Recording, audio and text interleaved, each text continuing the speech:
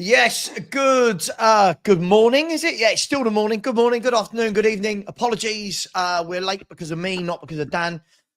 Friday mornings are puppy training mornings, and it just goes on, and it's good fun. Dan, how you doing, man? You well? Yeah, I'm all right, mate. Good, I'm all right. good. Yourself? Yeah, good, man. I'm good. I always like it the day after Spurs win a game. I always know I'm going to wake up to a million messages of just silliness. Like I've woken up this morning to, there you go, Savva, he's proved you wrong. Have you apologized? You know the apologies thing that everyone seems to want. I'm waking up to videos from people like Sim from I love Sim from We Are Tottenham TV, but talking about we're getting better. I'm like, okay. I'm seeing Matty Hayes has said that Bergvall is the Dembele replacement we've been waiting for. I'm just like, Dan, we went through, we deserved to go through, we should have gone through, but why are we incapable as a fan base of just saying, yeah, good win, we move on? Why has everything come with every player being put on a pedestal whenever we win a game? Look, with this one, I don't know. Basically, as far as I'm concerned, we've done our job last night. Nothing more, nothing less. Great. We've done our job and we got it done. I don't think there was nothing spectacular on the pitch. Yes, there was a couple of good moments. Yeah. But I don't think. I mean, that third goal was brilliant. Don't get me wrong. Really good goal. That was top notch. Excellent goal. Yeah, there was still usual mistakes on the pitch that could have cost us dearly, but didn't. I just think we got the job done. Simple as that. I don't think anyone played spectacular as such, like some are saying.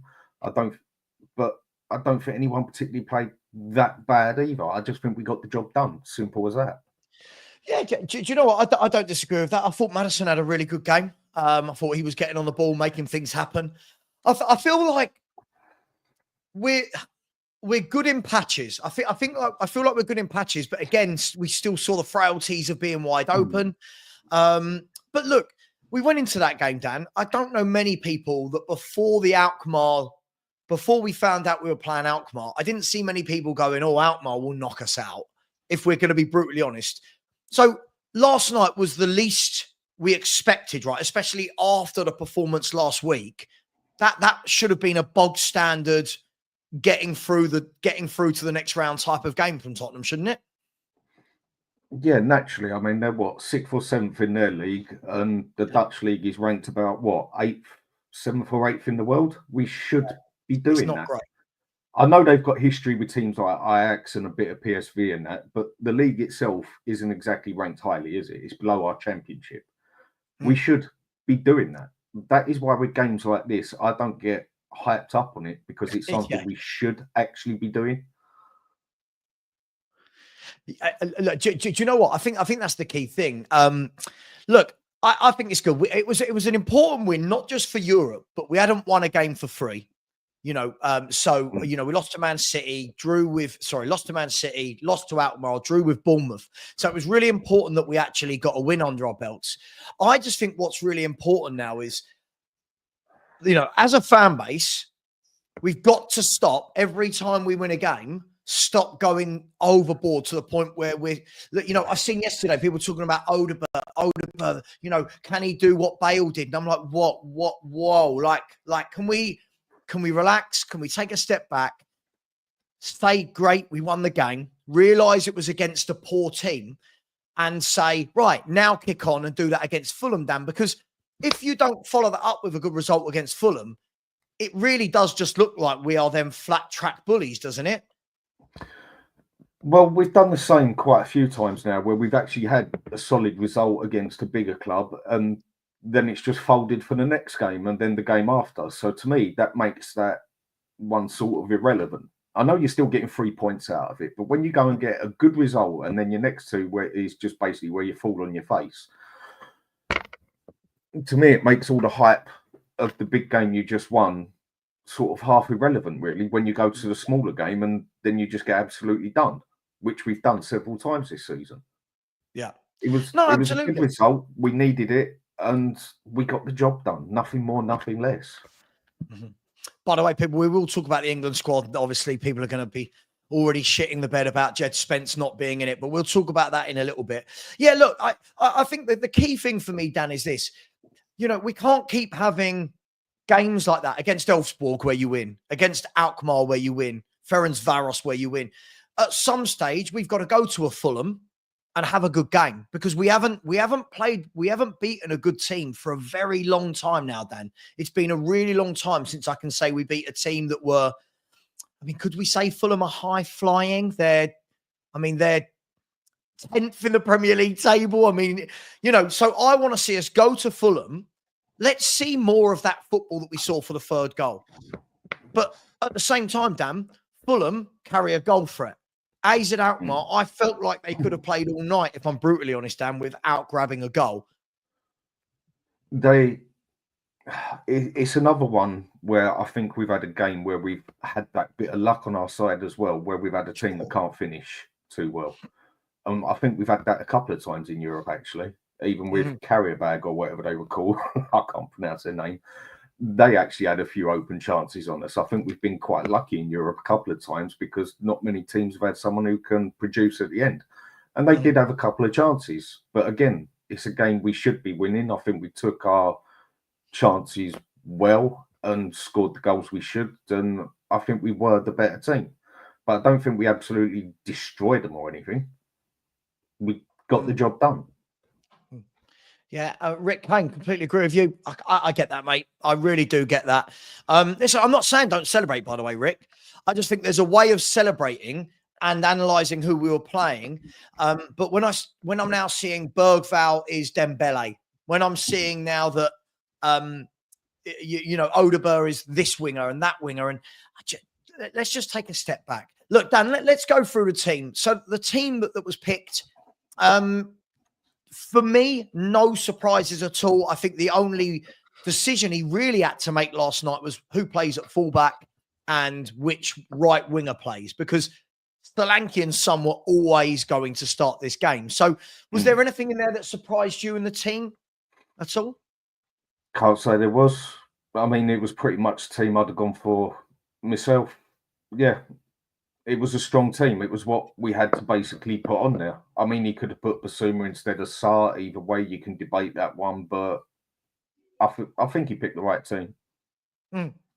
Yeah, it was interesting because, when you look at our wide areas, I think we've all acknowledged this season that we've had some problematic times in the wide areas, with Son not doing it, Odobert, up until last night, hadn't done a thing in a Spurs shirt. Werner's not that guy. Moore's 17 years of age. Johnson can't beat a man. So it was interesting for me to see that he went for Odobert over Mikey Moore and over Brennan Johnson. With that in mind, how do you think Odobert played overall? I know he grabbed his goals, but how do you think he played? And would you be leaving him in this team now, between now and the end of the season, so that he can actually get a run of games and find some form? I think he had a respectful game. And when I see him play the first couple of times, and when I've seen him play the past two games, I think you can see there's a player there, especially with his feet. But I haven't really seen him produce, bar then two goals, when it comes to passing or crossing or anything. Yeah. When it comes to crossing, he's actually cocked it up a few times.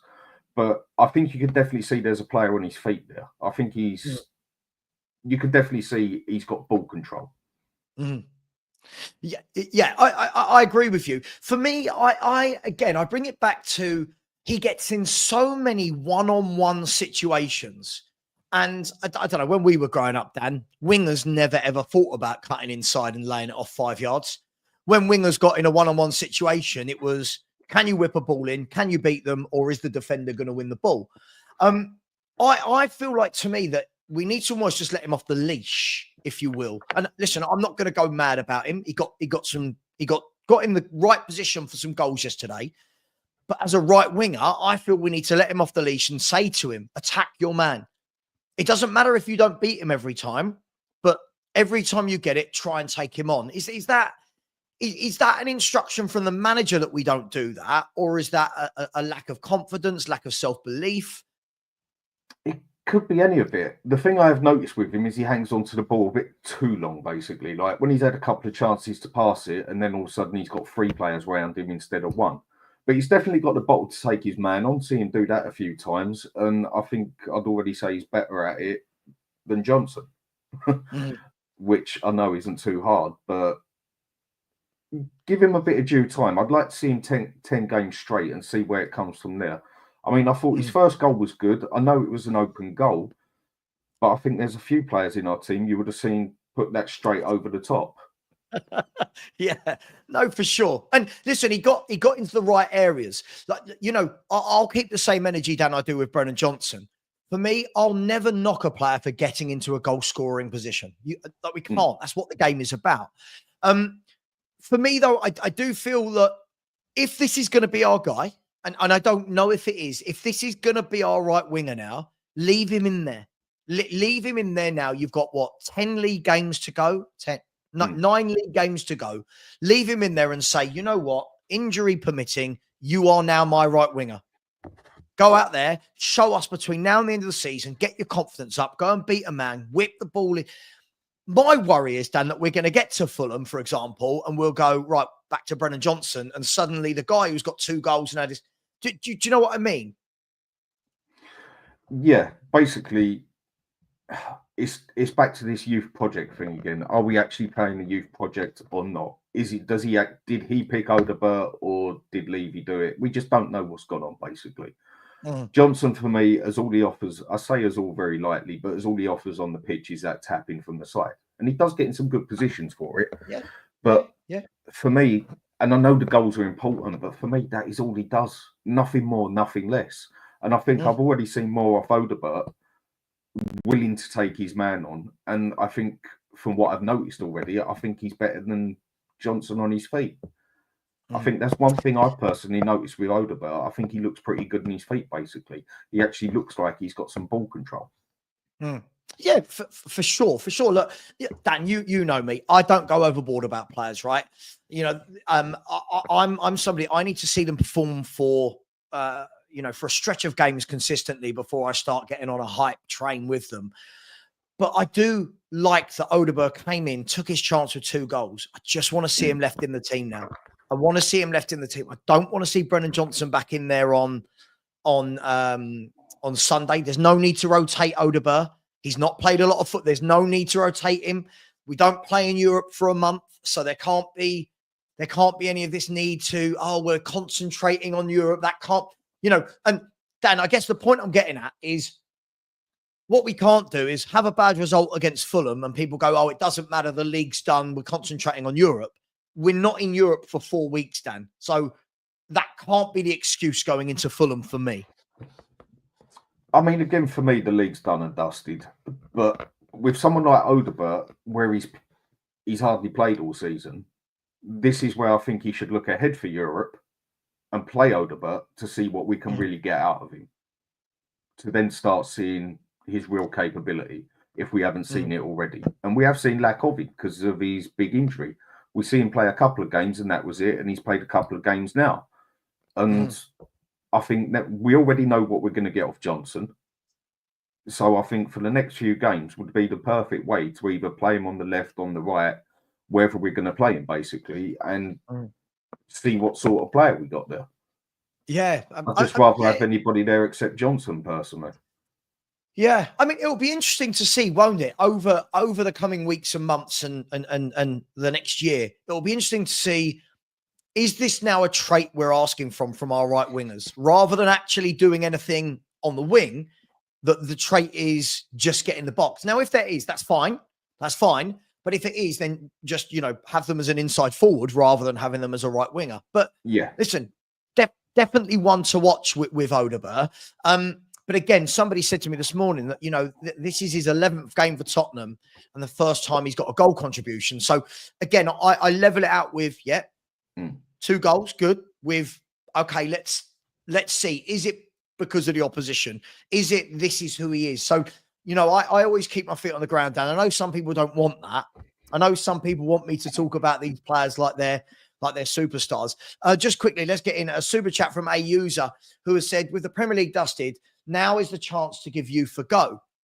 Let's talk about that quickly before we come to the next super chat.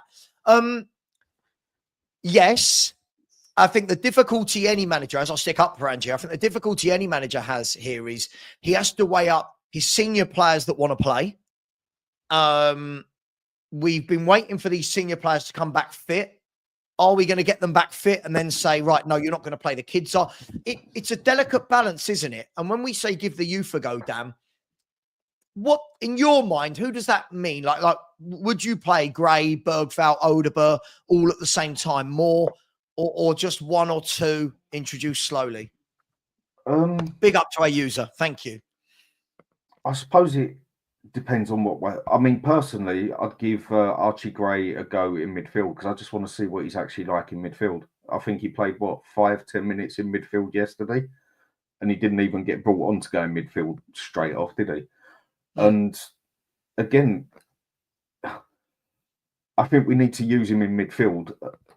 And I think now would be the perfect couple of games to do it because, again, the league is pretty irrelevant to me. But if we then go and get smashed for the next 5 games in the league, hardly going to have any sort of confidence going into the Europa, are we? So it is a thin line. We're obviously going to have, I say the bigger players very lightly, but they're still going to want their game time as well. But if we're doing this youth project thing, I think you've got to keep it balanced, basically. I don't think we need to go stick in like 5 younger players on the pitch at the same time, but you could rotate that during a whole game, basically. Mm-hmm.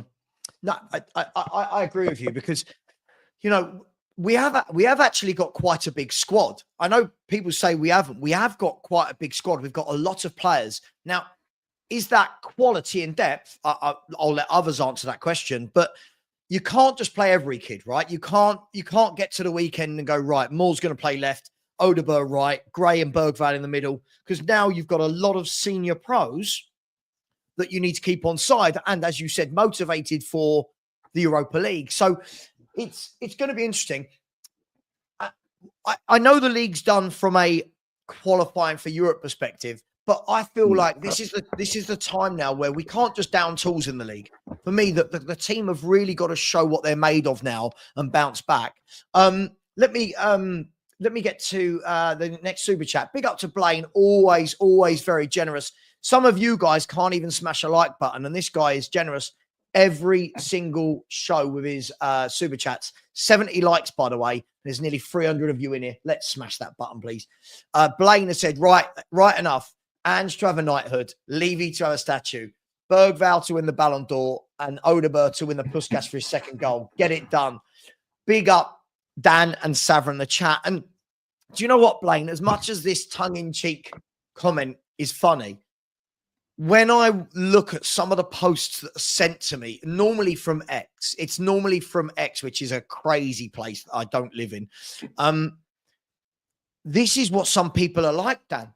Some people are like, I'm seeing all over the net, and thank you so much, Blaine. I really appreciate this, man. I mean, I appreciate you so much. I'm seeing loads of posts on TikTok and X and that, and last night was Angeball. And I'm like, what? Whoa. Yeah. Yeah. Dan, we're just a bit OTT, aren't we? Don't you notice, though, it's Angeball when it works? Don't you notice it's Angeball when we score? Oh, but when we concede goals and go and get smashed, it's not Angeball, is it? It's never Angeball when we concede a goal. But when we score a goal, it's Angeball, mate. Look, it's working. But again, when we concede and when we do poor in a game, it's not Angeball. It's not. Yeah. And this is where I use the word like it's just BS to me, basically, all that. If it's Angeball and we're playing Angeball, then it's got to be Angeball when it works and Angeball when it don't, basically. Absolutely. I mean, look, let me bring in Barry. Welcome to the show. I mean, I've had 2 posts sent to me this morning that make me laugh, Barry. Listen, I thought Bergvall played well without going over the top. I don't think he did anything spectacular. I think he did well. He's a Premier League midfielder. I'm not surprised. He did well. 2 posts I'm going to read out to you. This was the first one that was sent to me last night, Barry. Bergvall put a post out on his X page saying, into the next round. Hope you enjoyed that one, Spurs fans. To which somebody responded, and I shit you not, I'll send this to you if you don't believe me. There was Hoddle, Gaza, Modric, Mackay, Ericsson, Ardiles, Dembele. You, sir, are the next great Tottenham midfielder, right? And then the next one was Matty Hayes, who said, Bergvall is the Dembele replacement we've been craving for too long. There, I said it. Nick, happy we won, but are we doing this Tottenham thing again where we just go from zero, where every player at the weekend was too shit to beat Bournemouth, I was told by fans. The players aren't good enough. They're now suddenly Ballon d'Or winners, and we're putting them in sentences with Glenn Hoddle, Moussa Dembele, and Gaza. Like, are we a bit crazy, this fan base? Yeah, simple answers yes. I won't. You know, I saw you with Hooks yesterday, and he wasn't really it was a yes or no answer from Wolfie, and he was trying to get the yes or no answer. So I'll give you the yes or no answer. Yeah, look. For me, I think we've been so bad, and the players have been so bad that if a player plays well, then we're grasping to anything, right? And don't get me wrong. I actually think to give him his flowers, I actually think that Bergvall's probably been one of our better players all season. But bearing in mind that we've been pretty bad, we need to see him go and put more performances like that in, right? Mm-hmm. We need to go and see him do that. Look, if he does that against Frankfurt away, and we get through, he does that in the semi-finals, he does that in the final, and we win the tournament, then we can give him the praise that he deserves, not to the praise that some people are going to.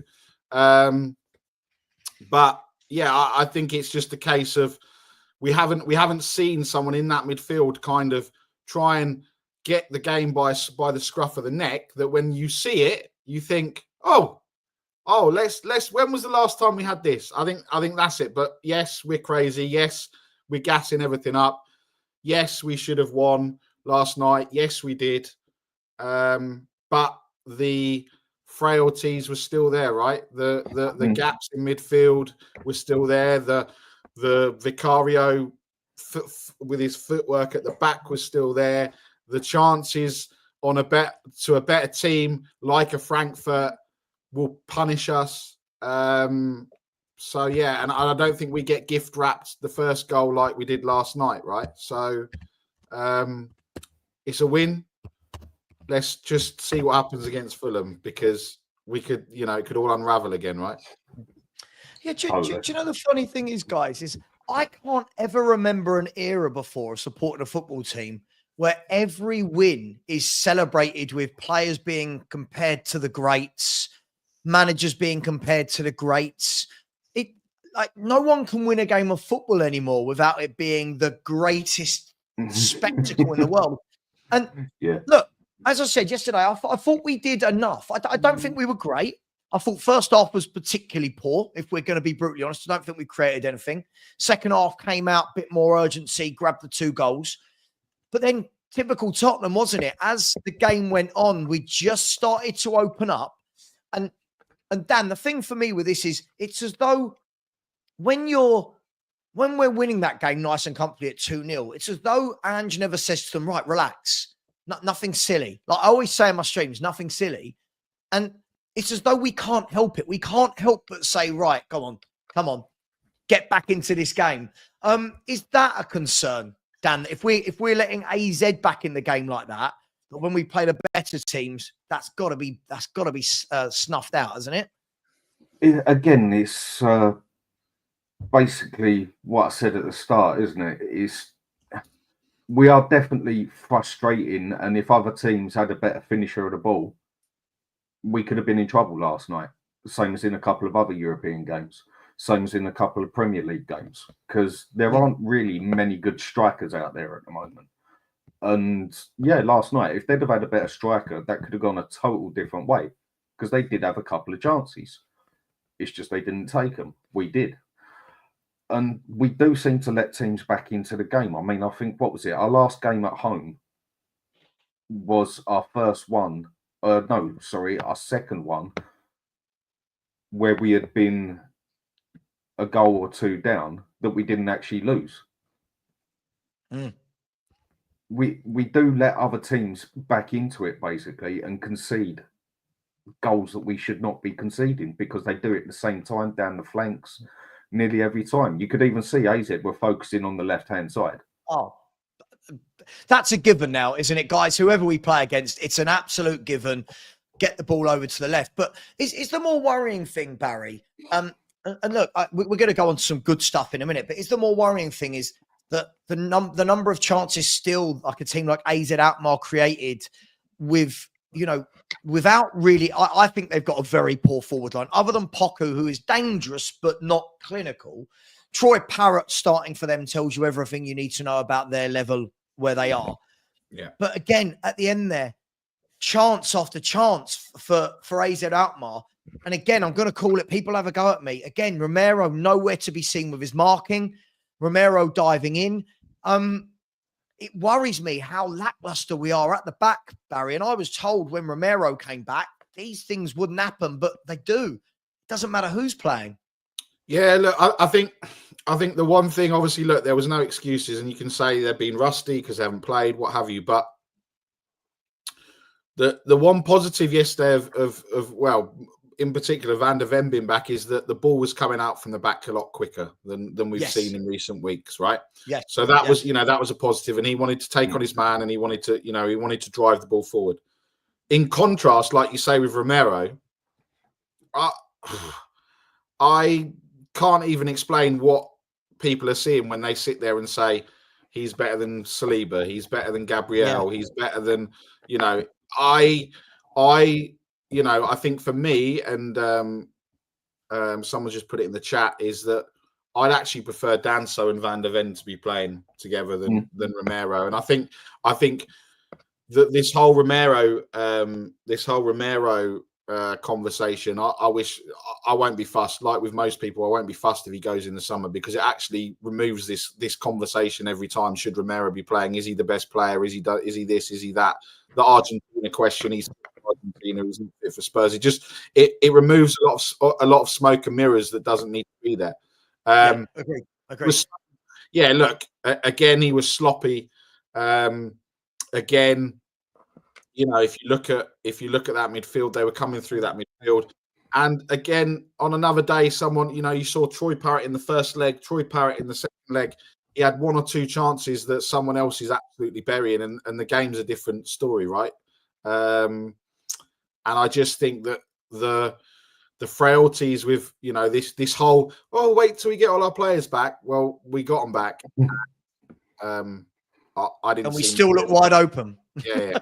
And we still look wide open. Look, I want to move to some individual players in a minute. Just before we do, when we're talking about, we've just talked about Odobert and stuff, and Ash, big up my man Ash, has made a really good point and said, well, Coglou will be back there when he's back.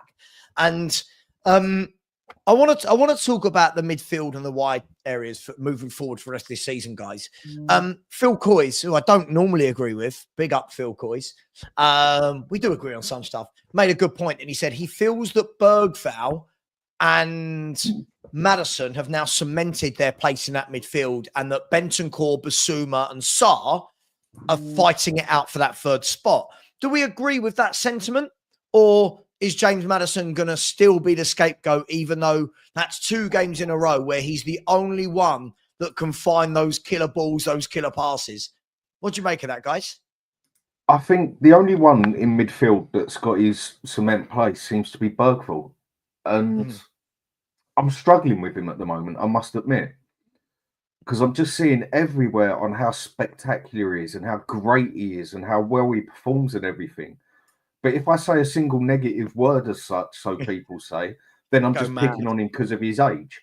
Well, no, if you're on that pitch, I will treat you the same as everyone else. Now, if it's something you can see a player slipped up through lack of experience, I can give that one a go. But if they've just made a complete cock up of the pass or whatever, I'm going to grill them the same way I grill a player that's 30. And I think he's played all right, but nothing more, nothing less. I think he's positive on the way he goes forward. I think Ange likes that. I think he's definitely our best one at trying to get forward. Yeah. He definitely runs about here, there, and everywhere. but I haven't really seen no end product off of him.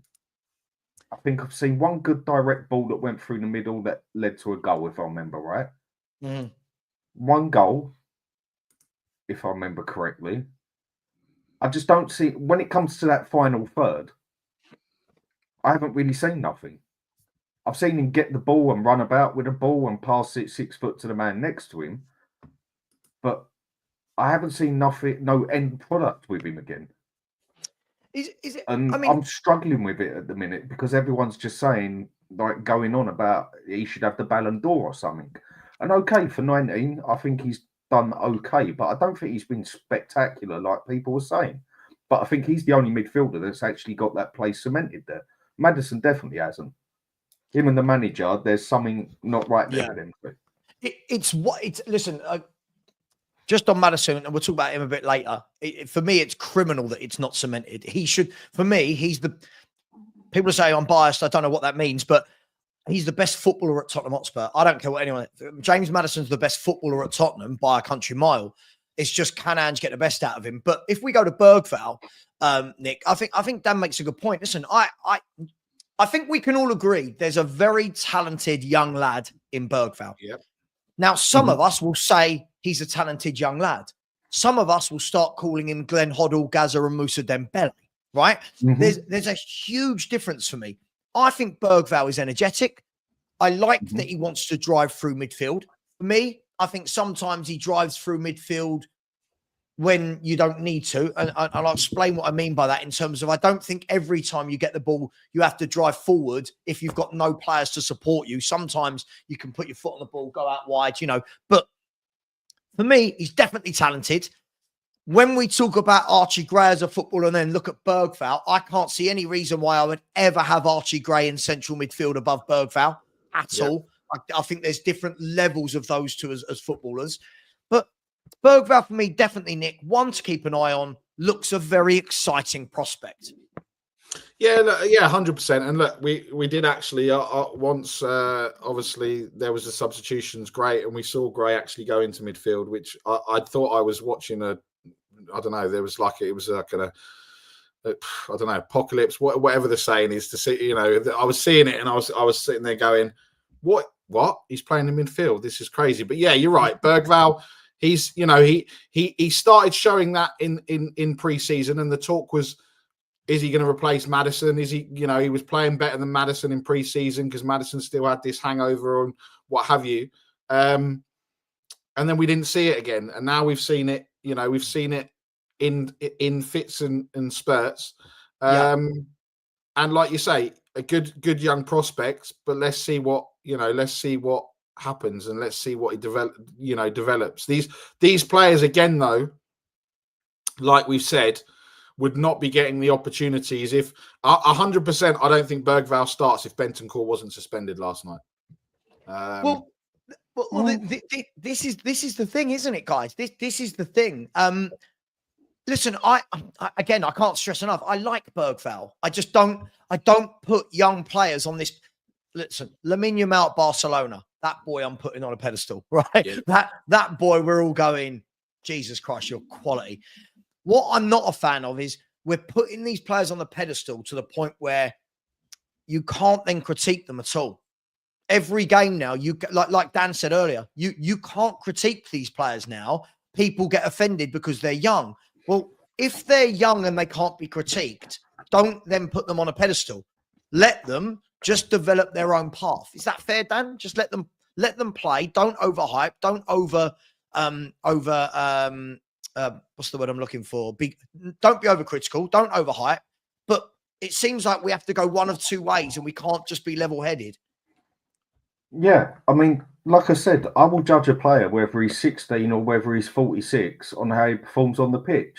Again, if you can see there's a mistake made through lack of experience, which you can definitely see that with Bergvall, the amount of times he does actually lose the ball, and he does lose the ball a hell of a lot. But I think a lot of that comes down to experience with what you said, as in you don't have to drive forward with the ball every time you get it. And I still think that's one of the things he needs to learn. So I can be forgiving on that side. But if he goes and makes a complete cock up of a pass back to a keeper that they go and grab the ball and score from, I'm going to judge him exactly the same way as I would a senior pro player who does it. If he's getting paid how much money and he's in the first 11, so what? Now, because he's 19, it's not fair if I judge him that he had a poor game or he's made mistakes. That's how you get better at things, isn't it? I mean, it's all good having sunshine blown up it and everything and that, but then to improve, you need to pick on the negative points as well, because they're the bits that need fixing. When that side's going all sweet and cushy, okay, leave it there. But then you've got to focus on the negative side of it to improve everything. And when you go in, when me, you, Nick, whoever, when we go in for appraisals at work, yeah, they don't just go, "Oh, you've been brilliant at X, Y, Z." It's okay. This is good. Really like that. Good, good, good. Keep doing more of that. However, these are your development areas. Now, and by the way, it's like I don't know if any of you guys have worked in this sort of world where you have these, but it's what we call a SWOT analysis. You guys heard of SWOT analysis that companies do? So you have you have a grid, 4 boxes: 1, strengths, weaknesses, opportunities, and threats. And basically, if I was a line manager of you, Dan, I'd say, Dan, right, you write these out, right, and let me know what you think your strengths, weakness, opportunity, and threats are. Right, brilliant. Well, let's work on that. Yeah, I agree. These are your strengths. These are your weaknesses and your threats. Let's work on those. Let's work. As a fan base, we seem to not be able to critique. And I look at, somebody made a good point. Perchy said to me this morning, he said, look, Bergvall did well, but if you actually look in both of the last 2 European games, he was at fault for both goals that we conceded. And if you mention that, it's like you've said something about somebody's kid. It's like, do you know what I mean? It's like you've gone mad. So look, a good. Can I give a quick example of something when you're sorry? Go for it, man. Go for it. Right. I mean, I know I don't seem like the book reading type of person, but I haven't read one for a little while. But I do like reading the autobiographies and that. I've read Beckham's, I've read Keane's, Gary Neville's, read other players, but the one that I definitely enjoyed most was reading 2 of them, and that's Alex Ferguson. And what he goes and says in his book, he also gets mentioned by Gary Neville, Roy Keane, and David Beckham in it as well. They'd go and win a game 5-1. First thing he'd do is set about them for conceding that goal. Yeah. And then he'd say, yeah, you scored 5 goals. Well done. That's your job. But he'd set about them on the more negative side as such, because that's the bit he wants fixing. And that's how Fergie used to do it, for God's sake. Yet, like you say, we're not allowed to pick out if something hasn't gone great or whatever. And with what you said about the SWOT thing, that's pretty much about how he used to go about things. Like, basically put the positives of the players, the negatives, what he thinks they can improve on, what he thinks they can become. And the positive side, he used to push that aside and then focus on the other points to improve. And I just don't think it's like we're almost not allowed to say that. No, absolutely. And I want to move on. I want to move on to Maddison. Before we do, guys, lots of people are asking me about Lee, the stream I'm doing with Lee. It's a video. I've done the video with Lee. We recorded it last night. It's actually a bloody nightmare. Not Lee. We recorded the video and realized that for 5 of the 20 minutes we recorded, both of our mouths were out of sync to the camera. So we had, oh gosh, should we start this again? So we actually did 40 minutes to get 20 minutes of content. That video is dropping on my second channel at 3 p.m. I'll put it in the chat. If you want honesty, you know what Lee Gunner's like. If you want the raw honesty, you've got it from Lee. If you are easily offended, don't watch it, but it's a good watch. It's a good laugh. Let me come to you, Nick. And just before I do, come on, guys and girls. There's 350 of you in here, 117 likes. We should be at 200. And I have got the link to subscribe is pinned in the chat. We are 150 away from 17,000. And please get over and subscribe to Danny at a Hotspur Hood. And if one of my mods would be so kind to put Dan's link in as well, that would be amazing. Flip-flop Savva. I don't know where to begin with this, so I'm not even going to bother. I think if one thing I can't be accused of, it's flip-flopping. Do you know, guys, how many more subs I would have if I suddenly went, You know what? I love Ange. I think Angeball's great. Ange is amazing. Ange in. Nick, James Maddison. Again, for me, yesterday showed that he's that one player with that difference. He's got that difference in him. That is the the moment of quality, the X factor. I thought he was really good last night. Wanted the ball, threading balls through, good goal. His contribution to that really good third goal, where he dropped the shoulder and went past his man, was excellent. When are we going to see this man getting a bit more credit than the Spurs fans have given him for the last 18 months, 2 years? Well, I guess we'll see him getting more credit when I guess we see a bit more consistency. I have to say, I don't think his time at Spurs has been that consistent for a number of reasons. I'm not saying it's all his fault, but I think that I think we need to, again, when we were talking about Bergvall and this and that and everything else, right? I think the same with Maddison. He changes games and he has an impact on games, but for a lot of times during that game, he goes missing, or he does his usual and falls over. So I don't think. When you say goes missing, can you explain what you mean?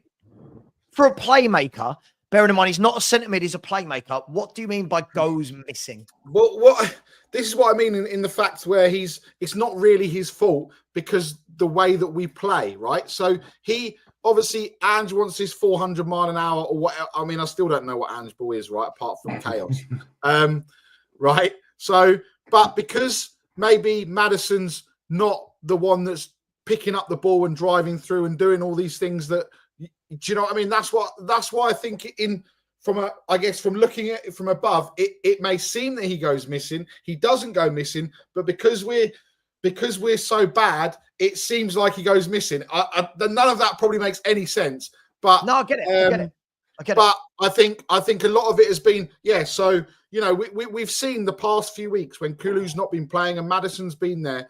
When he's gone off the pitch, we look like we have no idea about what we want to do, right? We have no idea of how we want to achieve things, how we want to do things. I mean, I thought Porro was a bit cheeky in the fact that he was trying to take the free kick off James Maddison last night, and Son was like, "Mate, shut up," and he was just like Maddison was just kind of looking at him. So, Dan's right. There is clearly something, whether because he's wanted, he's the only one in that squad that's won an FA Cup. Maybe there's that arrogance around him, and the others look at him and think, "Well, you won it with a Leicester, mate. You're here now." I don't know. I think there's a lot of factors that put, let's say, shade or whatever you want to call it on Maddison and his performances and everything else, but actually a lot of it is not his fault. Or when you want him to turn up, it's the fact that no one turns up. And then obviously, like with everything, where's Maddison? He's part of the leadership group. He's part of, do you know what I mean? He's a vice captain. He's captain. He's, I basically, Nick, I agree with what you've just said. When he turns up, but then he does seem to have the habit, again, being a vice captain, just as bad as Son does, that as soon as it's not going his way, he might as well walk about dragging his knuckles on the floor because he gets all depressed over it, or he starts falling about everywhere and doesn't exactly hype the players up either. But with his position, I don't think I've seen many, whatever you want, attacking playmakers be solid in a game for 90 minutes. Yeah. It's the sort of position that I've always found, bar one or two, where they sort of drift off for 10, 15 minutes, and then all of a sudden they appear in the game with the lightning pass, excellent bit of footwork, put it into place for a goal, and then they sort of drift off again for a little bit. I've always found an attacking playmaker is that sort of position as such, but he's definitely got a habit of being consistently inconsistent at times.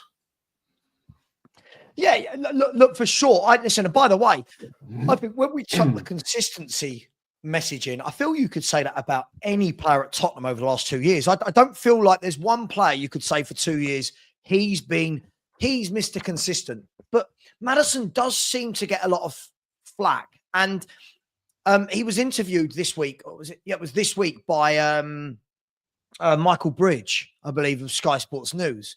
And he said, look, you seem to get it in the ear a lot. You seem to take a lot of flack. Are you bothered by this? Why is it you? And he said, look, I'll happily take it if it means that players like Bergvall and Gray don't. He said, I'll happily take that flack. He said, it's part of football. But again, I feel like he's got a really good goal and assist ratio return in the Premier League, the games. Games like last night where we needed a little bit of a spark, he's provided it. He's provided it for 2 of the goals. I know, and this is the problem with stats. He won't get an assist, and he shouldn't, for that 3rd goal. But that 3rd goal doesn't happen without James Maddison dropping his shoulder, taking 2 men out, and then spraying the ball wide. So I think for me, Maddison should be the first one on the team sheet. I know I've always said it. I've not hid from this. For me, I think he's my favourite player at Tottenham. He's a footballer, if you know what I mean. I think we've got a lot of workhorses. Bentancur, Basuma, Bergvall to a degree at the moment, Sarr, Kulu. For me, these are workhorses. These are guys that run around a lot. Maddison, for me, is the one that scans the pitch, wants to make things happen. And I just wonder what would happen, guys, if we got him in a proper system that played a number 10. If we played a number 10, what sort of numbers would we be seeing from James Maddison? Well, I think part of it, I think the one thing that lets Maddison down, and I think we all would have seen it with him not being selected for England and, missing out. And then we wanted to see a reaction. And I don't think we saw that reaction for whatever reason, right? And I think that would then be, obviously I know we're going to come on to the shambles that is the England squad a little bit later. But if he was doing it in the way that everyone wanted him to do it, he'd be back in that England squad this morning. I'm guessing. Is that the barometer to judge it by? I don't know. Maybe it's not. We'll talk about that because when we get to the England squad. By the way, I'm gonna do an hour and a half today. I've said hour and 15 by myself, hour and a half with guests. That's going to be my cutoff these days. So we've got 45 minutes left. We will get to England because that squad has raised eyebrows, I think is the polite term of saying it. Look, let's move away from James Maddison, Dan. If we look at the team yesterday as well, the defensive areas, again, targeted Porro. Again, I thought Porro did some really good stuff going forward, like driving through midfield. In defense, again, they targeted that area. Romero coming back looked a bit sloppy again for me.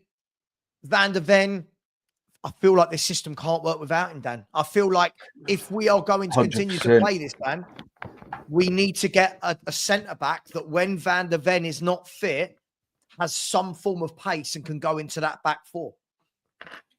I totally agree. It's like, I wouldn't say we look like a totally different team with Van der Ven, but to an extent we do.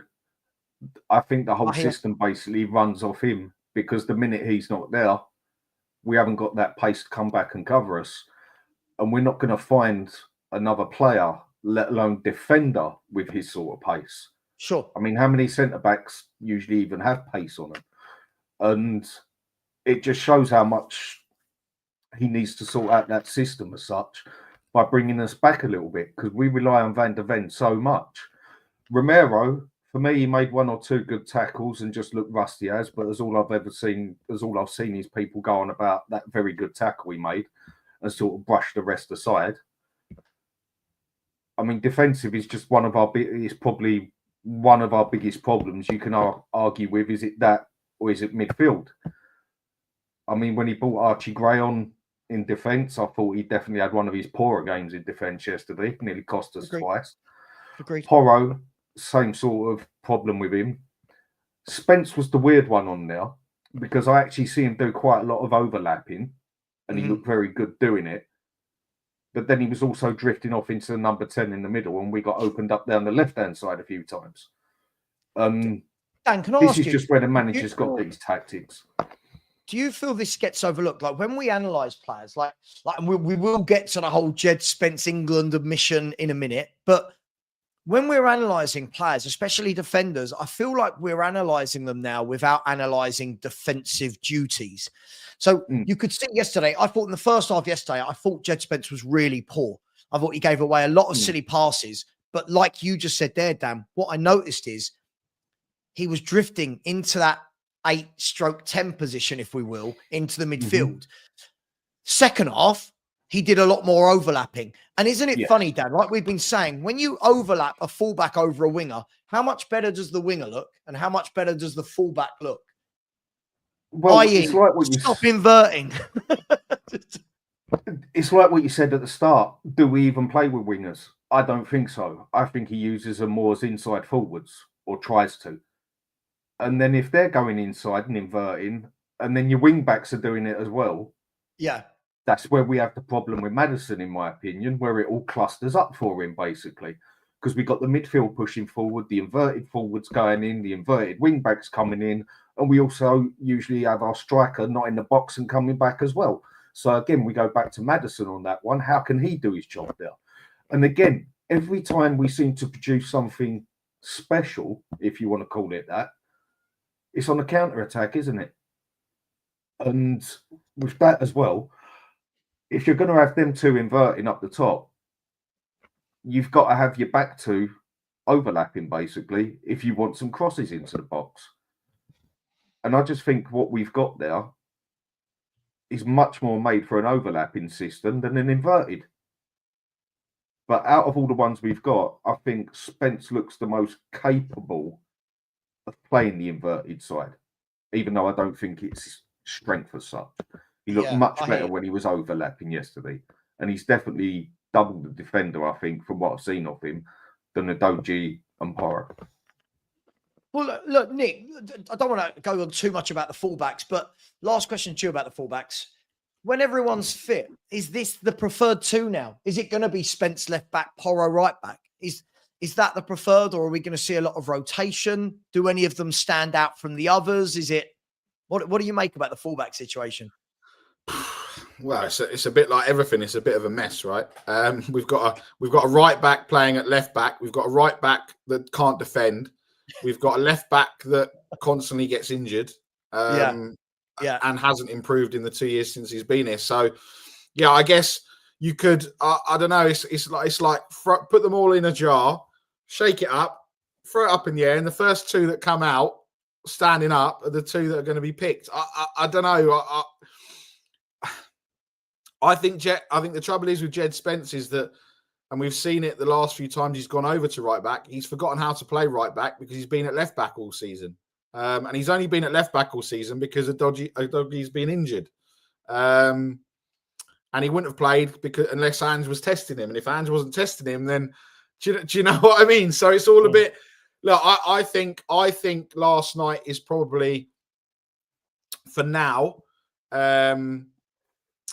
is probably what it should be. But we probably need to get Jed Spence back on the right-hand side, and we need, how many times we said this? We need a left back and a better right back, right? Whatever that looks like, you know? I agree with you. I completely agree with you. I think next year we've got to work that out, right? We've got to work out, first of all, for me, the lack of inverting. Because the funny thing is, everything we say about how Spurs can be better as a team is basically coming away from everything that Ange does. That's why I don't think it will ever happen. Because we always say, right, drop the defense 10 yards. It's not what he does. Don't invert. Well, that's what he does. Arthur James, big up. I love it. Do you know, one day I really wish somebody that calls us negative would end with something better than get behind the team. You guys are not coaches. It's laughable listening to your negative. I don't think anyone said anything negative. Can I just reply to that one? Go for it, Dan. You guys are not coaches, right? If I'm not a coach and my opinion is then not counted and irrelevant, you're not a coach either, are you, mate? So you're irrelevant as well then. So if I can't make a judgment because I'm not a coach, then you can't make a judgment that we're being negative and laughable because you're not a bloody coach either. So how about you wind your neck in as well? If you're allowed an opinion, so are we. You know the funny thing? is I'm not a food critic, but I'll let the restaurant know if I liked my food. I'm not a film critic. Exactly. I'll let you know if I like the film, right? Do you know what I mean? Like, I don't understand what this means. Like, and one other thing, I've got a level 2 in coaching anyway, so I have done some coaching, mate. Same as a few people have on here. Big up, man. Yeah, listen, I just think people like Arthur James, just relax, dude. Look, Arthur, I would look at it like this. Normally, I would go at you and attack, but I'm not going to do that anymore. Danny's coaching me. I'm not going to do that, right? What I'm going to say instead, Arthur, is this. Imagine you went on to any panel show, right? And everybody just said, the 1 to 11 are great. The tactics are great. The performance is great. The league form is great. Imagine everything was just great. What on earth would we bloody talk about? YouTube wouldn't exist. You know, so I feel like 13th in the table, I think we've got a bit of a right to be a bit annoyed about how we've played. So big up to you, Arthur, and thanks. And Arthur, just on your second comment, yes, we do need better left back, yes, and right backs. Yes, we do. Yes. And there's a reason, Arthur, why every team attacks us down our flanks. Anyway, Arthur James, a new name there. Welcome to Football Heritage TV. And you have subscribed to me. That's what I like. You've subscribed to be able to comment. Mikhail, good morning to you, sir. How are you? Good afternoon, even. Yeah, everything fine. I enjoyed the win yesterday. I actually think we played quite good. So, yeah. I think you would be positive on the stream, but judging by the comment that you just highlighted, that the previous one we are negative apparently. I just joined, but you know. Do you know the thing is, Mikhail, we're talking about positives. We talked really well about James Maddison. We talked well about Mickey van der Ven. We said, look at all the positives of what Jed Spence does. Do you know what I mean? Said Odobert, leave him in the team. And then it's funny, the moment you criticize one player, it's, you haven't said anything positive. I just find it a little bit crazy, but this is the best comment of all time, isn't it?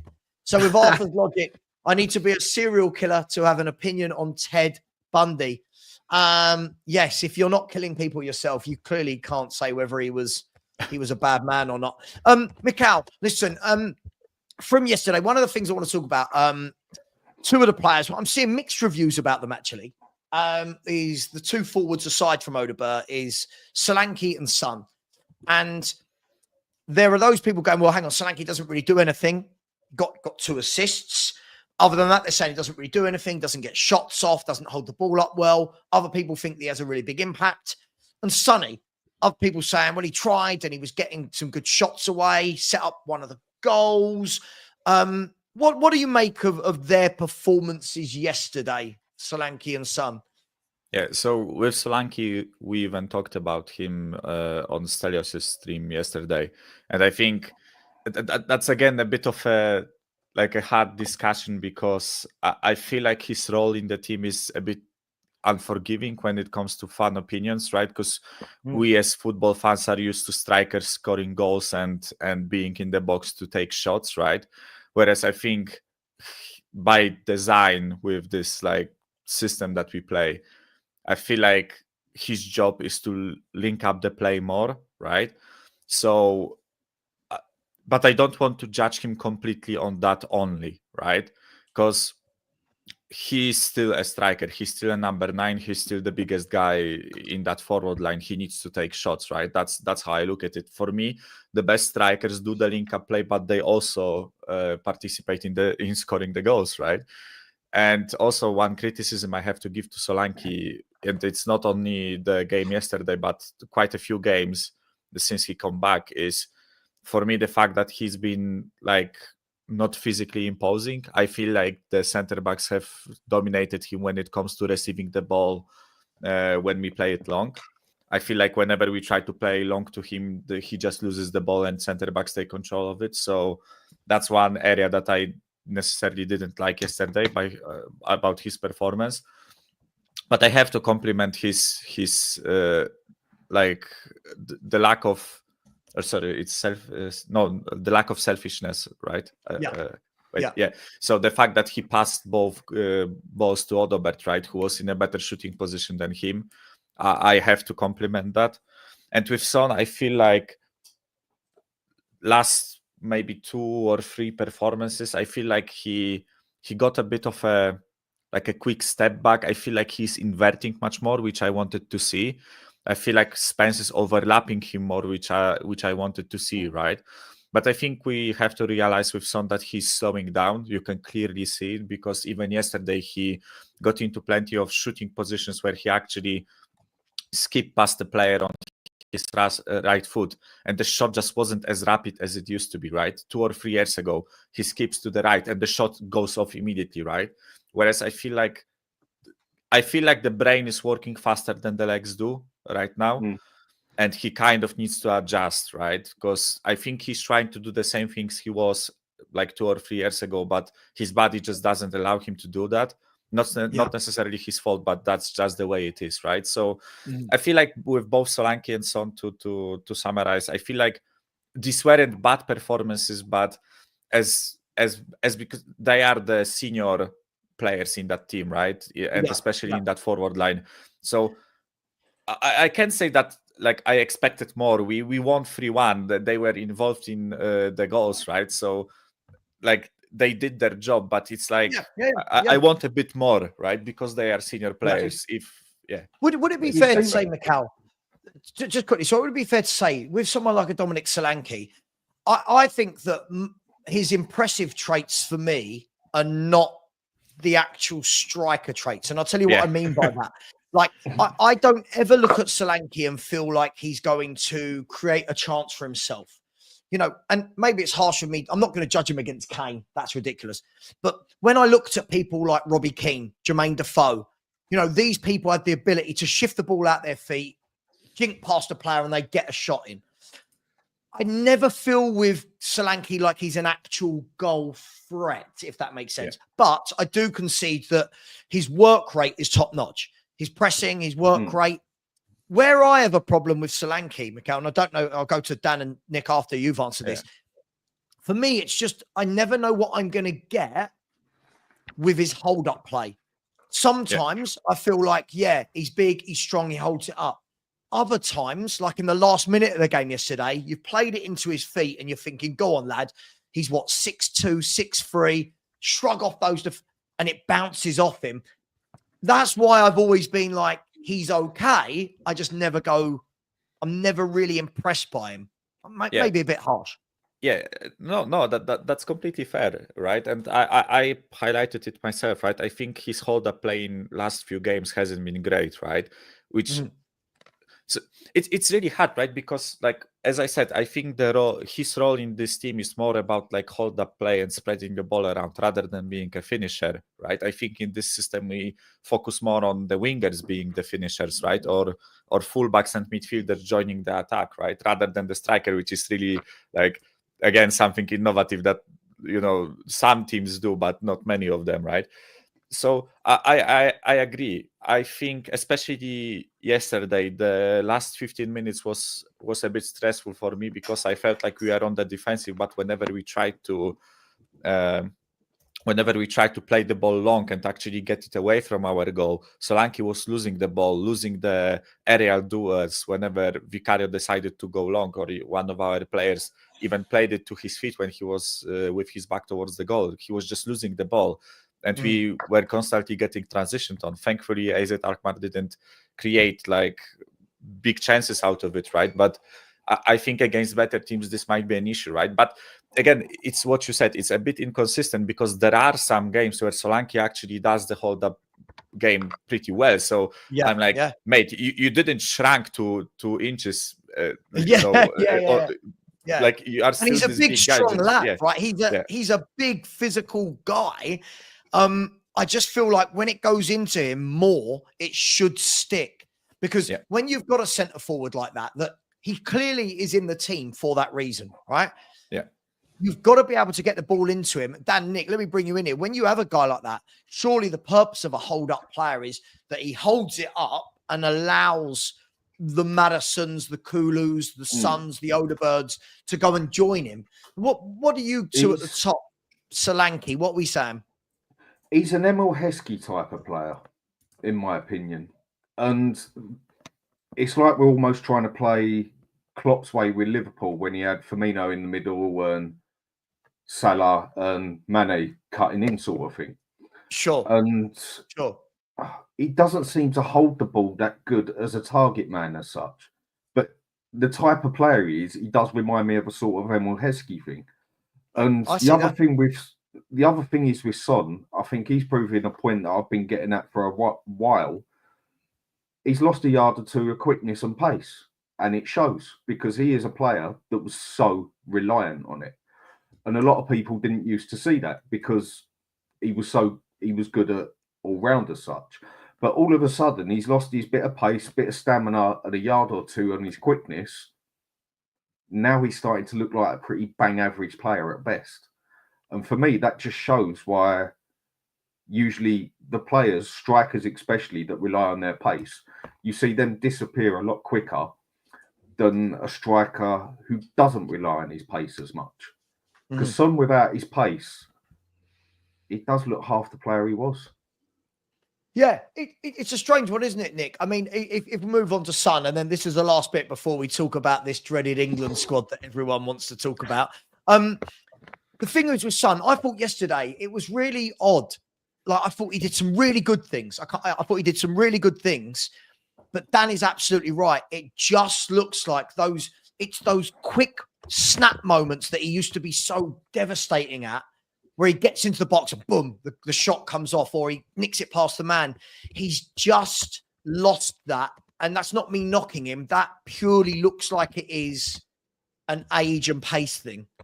Trust me, we're all old enough on this panel to know about age and pace. So yeah, look, and I think that I've kind of said it for a few months now that I think that Son is, sadly coming to the end of his time with us, and he's losing that pace. You saw it yesterday. There was that that even for Maddison's goal, you expected him to whip the ball in and have the shot, and then he laid it off and Maddison scored, and everyone will be going, oh look, Son got an assist, and it's like, yeah, okay, but in years gone by, Son would have put that top bins.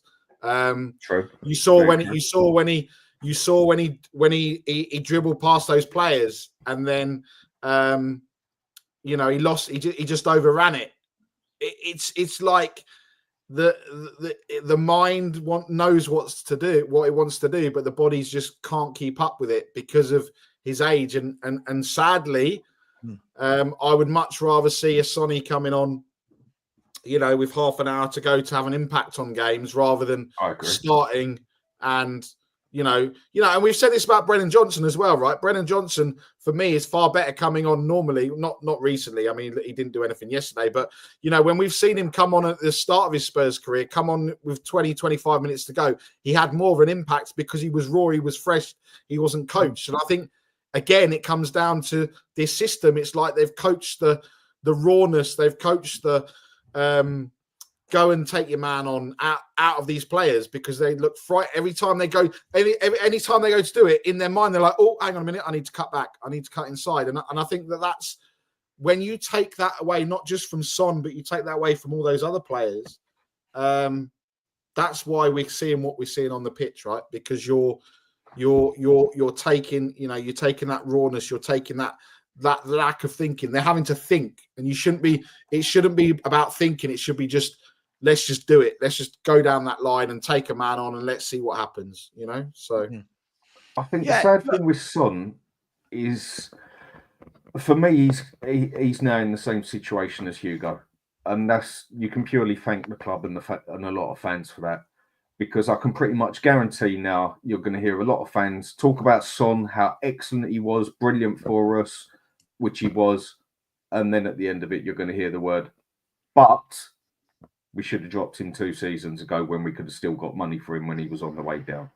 Same as you hear about Hugo, was a very good keeper for us and everything, but we should have sold him 2-3 seasons earlier. And I think that mud is going to stick with Son now, which is a bit unfair. But again, a more ruthless club, a more winning club would have said, yeah, you've been brilliant, but you're not up to standard so much anymore. See you later. And got someone to take his place. It's dog eat dog, whether people like it or not. It's just we don't seem to do that. No, I completely agree. Look, let's move away from Spurs just for a minute. I'm sure it will incorporate Spurs, this next conversation. Again, the people asking about myself and Lee Gunner, the video is going to drop at 3 p.m. on the second channel. So if you haven't subscribed to the second channel, please do. So I'm shamelessly plugging there as well. Here is the link to the second channel. We are frustrating. Well, I say it's been 3 weeks. We're 95 subs away from the first 1,000 in 3 weeks. So I'm quite happy with that. But there is the second channel. I'll upload the link to my first channel, 3 p.m., the video of myself and Lee Gunner spitting facts, as Lee says, for 20 minutes straight. Spitting facts. Guys, look, England, it's been a very much, I mean, it's not an anticipated international break because of the caliber of teams that England are about to play. So I'm not really bothered from that point of view. Soul Sniper Gaming, we did Odobert right at the beginning of the show, my man. We've talked about Odobert. But the anticipation, guys, was very much going to be about Thomas Tuchel's first England squad. It's come out this morning, and I'm not the biggest international. I don't lose my mind over who gets picked for England because I just think it's all a bit of a nonsense how many games they play. But it's fair to say, chaps, lots of people are really not happy, and I'm seeing Nottingham Forest fans, they're losing their mind because there's no Hudson-Odoi, there's no Morgan Gibbs-White, there's no Elliot Anderson. Spurs fans are losing their mind because there's no Jed Spence. Guys, what do we make of the squad overall? And dare I ask the obvious question, what's the biggest gripe that fans have with the inclusion in this England squad? I think for me, look, I think Nottingham Forest and Bournemouth fans have probably got more of a say here in terms of why players aren't playing and players aren't in there. Morgan Gibbs-White, Tavernier, your favourite player at Bournemouth, Savva. Oh yeah, Tavernier. You know, for those two to not be anywhere near this squad based on, you know, if you're doing it on form, what is the metrics of why you're being picked? Is it because it's not based on form, it's based on big names and what they've done in the past. For me, there's 3 names that is an absolute disgrace, and that's Marcus Rashford, Jordan Henderson, and Reece James. 100%. Those 3 should be nowhere near this squad. Yeah. I get if you want a bit of experience in there, you weigh it out as such. But what the hell is Rashford doing in there? Henderson, who is done and dusted, and I totally agree. Reece James, who's got Weetabix for kneecaps and ankles. I'm 100% with you, mate. I mean, look, I get there's going to be a Jed Spence question, and I get some people going, well, he's been great, blah blah blah. I'm not that upset that he's not in it, but I because it gives him a break.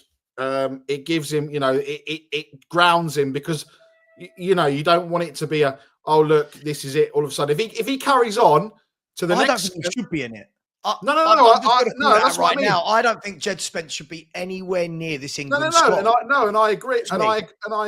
I agree. Now he shouldn't be, but I don't understand the clamour from probably the happy clappers and the Anginas and you know the Jed Spencials or whatever you want to call them. That little cult. Spencials. I don't know. I'm just making it up as we go along, right? But I'm happy. You know, I'm happy. Wood's from New Zealand, Kelsey, so he won't. Yeah. Chris Wood is a New Zealand international. Yeah, look, Carl Walker, really. Yeah, that's the name I wanted to. Let me just quickly say about the names. We'll get to Carl Walker, but let me just say about the names you said there. Listen, I'm going to say it straight away. Jordan Henderson, I can't agree more. Jordan Henderson, for me, did a really good job for England and for Liverpool for many years, but there was a cut-off where the fact that he moved on from Liverpool because Liverpool's midfield was getting old and tiresome tells you all you need to know. Marcus Rashford, for me, I think a fully fit, in-full Marcus Rashford is one of the better players in the country. I do. And I think he's actually come back to Villa and he's playing some good football. So I don't dislike that as an option, if I'm brutally honest. I don't. The Reece James one, Reece James, I'm going to say this, a fit Reece James is the best right back in the country. A fit Reece James is the best right back in the country for me. Question is, how fit is he? But also, Tuchel knows him and trusts him from his time at Chelsea. Kyle Walker, for me, I guess it depends what direction are we going in a brand new direction? Are we trying to say, right, the old guard are going? I don't know. Mikal, let me just read you out the fullbacks, Mikal. So these are the players that can play fullback in this England squad. Sorry, just really quickly. Just quickly, this is what Tuchel said about Henderson. He said, for me, Jordan is a similar call-up for the same reasons as Dan Burn.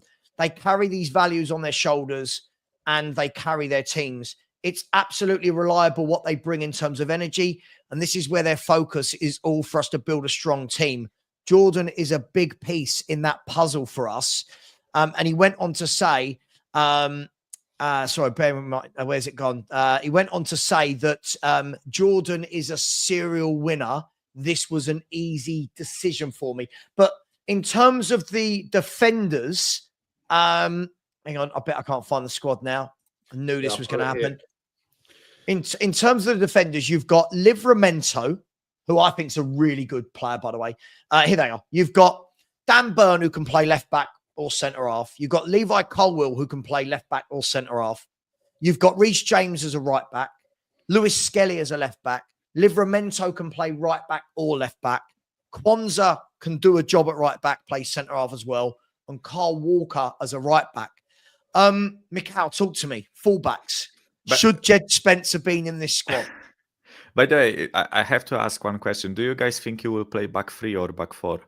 Because like Tuchel usually plays back 3, right? So I would look at it and focus more on like those right backs and left backs performing as wing backs, right? Because they will be part of your like attacking force when you have the ball. And England has the ball most of the time, especially you play like Lithuania and Malta, I think, right? These were the 2 clubs that you guys play right now in this international break. So you will have like 70%. I'm Greek, not you guys. Oh, sorry. Sorry, like you guys at the top, right? Unless someone wants to, say they are not English too, right? But yeah, but anyways, right? With those names, I feel like Jed Spence,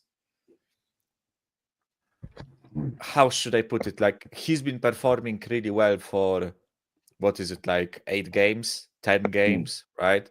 But before that, he was there were like 2 years of his career which he spent on the bench or not playing, right? Yeah. So I'm not surprised that Tuchel didn't choose him yet, right?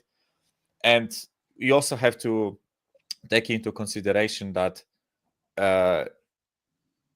these are World Cup qualifiers. He will have 10 games. This is his first call-up, right? It's first time managing the squad.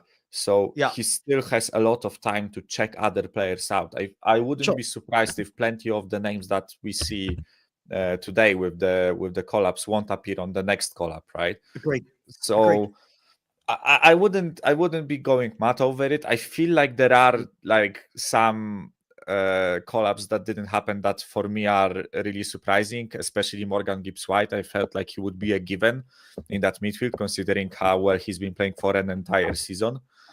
But other than that, I'm not really like outraged about it, right? I was thinking that Fikayo Tomori might get a chance, but I just checked that he didn't play for past couple weeks for AC Milan. So I don't know if he's injured. I don't think he is, right? But like he's still not getting a chance. Maddison is not getting a chance, but let's be honest, like he's not been performing really well.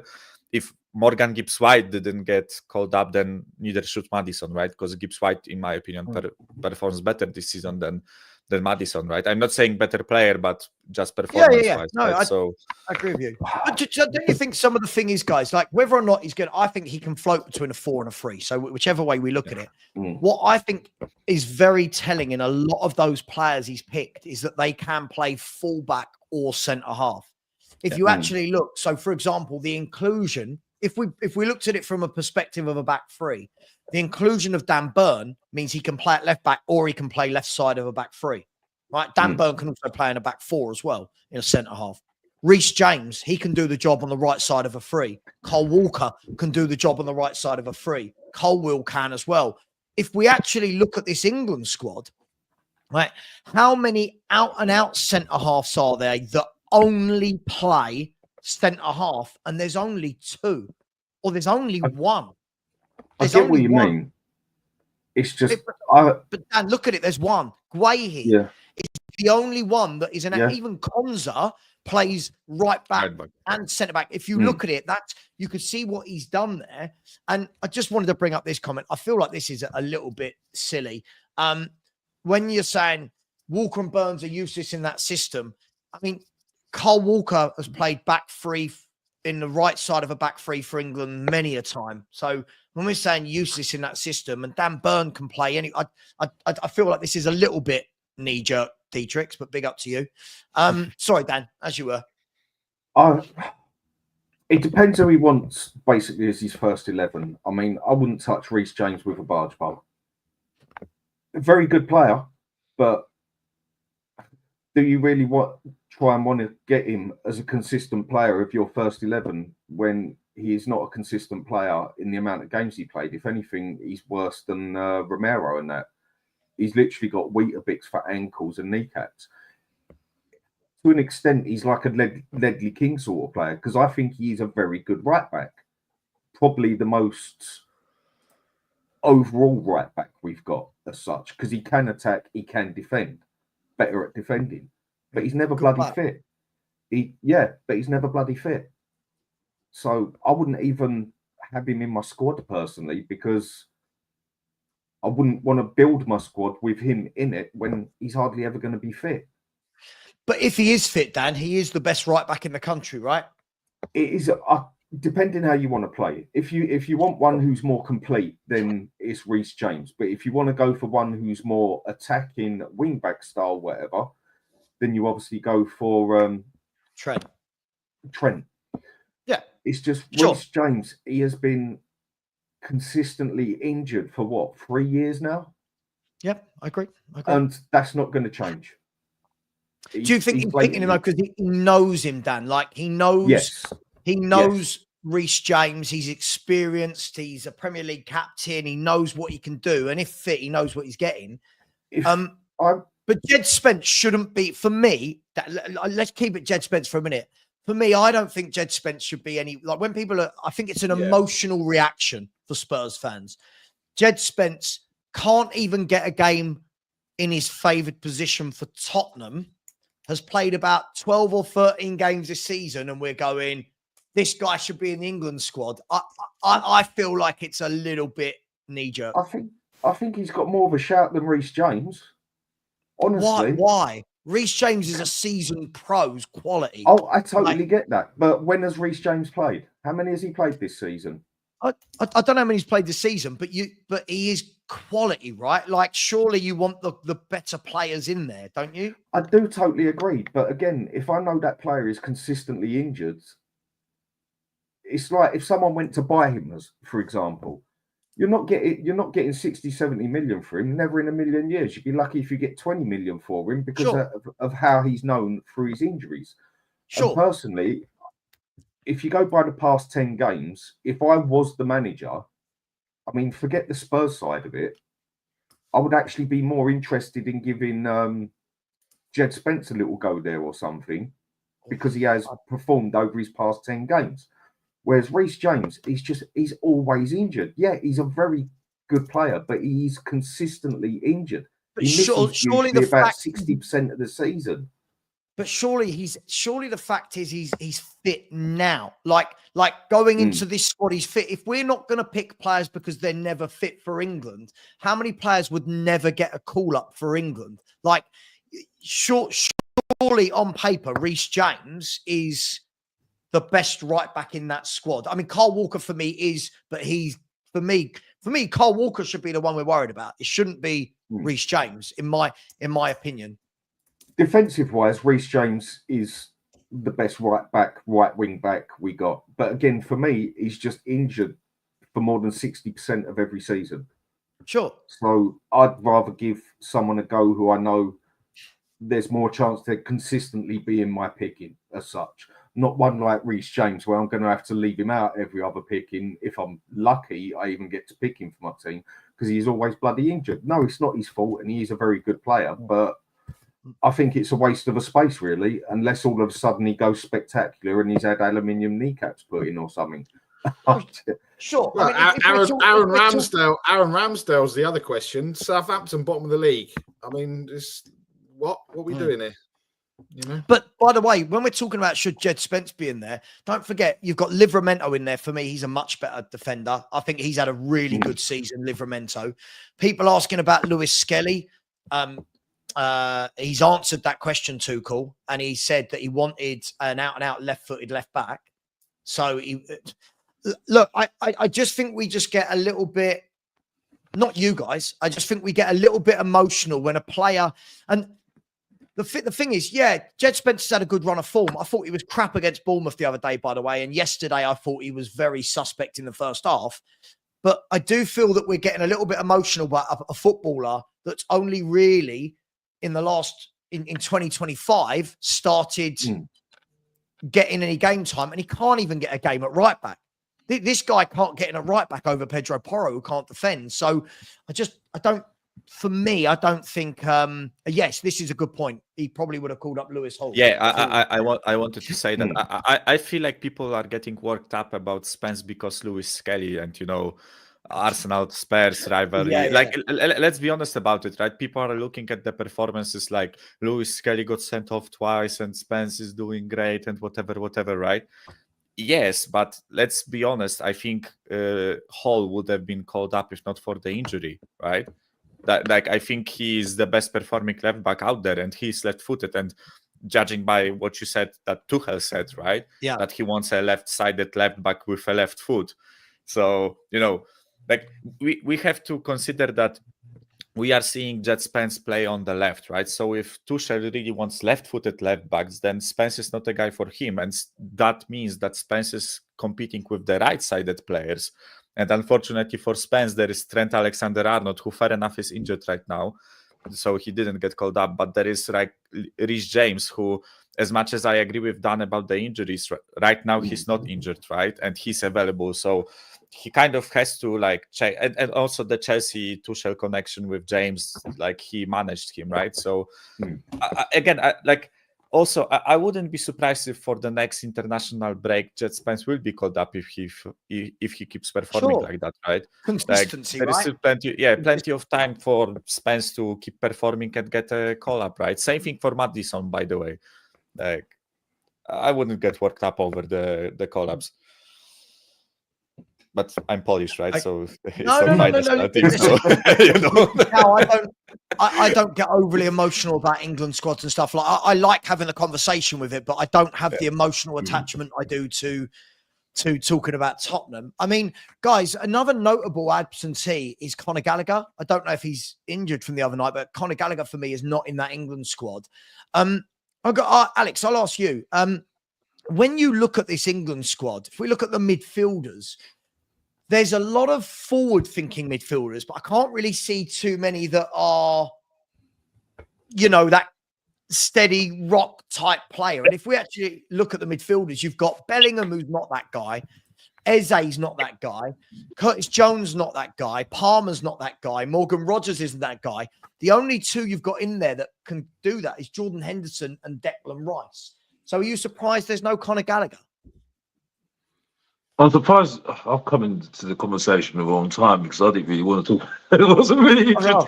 So I know. We're talking when you joined. Weren't you listening when you joined the show? No, because I would have come into. I was going to try and interrupt. I could have interjected when you spoke about Jed Spence because I think it's quite funny the reaction to Jed Spence. Alex, go on. Jed Spence, the floor is yours. Go. The Jed Spence one, it just sums up what Tottenham fans have been like the last 24 hours, 48 hours for me. Because I mean, if you see me on another channel, I'm not going to mention it, but they're good guys and stuff. like the overreaction to Bergvall and just the emotional attachment to these players. Let's be honest here. Like, listen, Jed Spence is playing well. Right? I've said what I said about Jed Spence. You know my opinion on Jed Spence, why he's playing well. But it's like they don't see the bigger picture.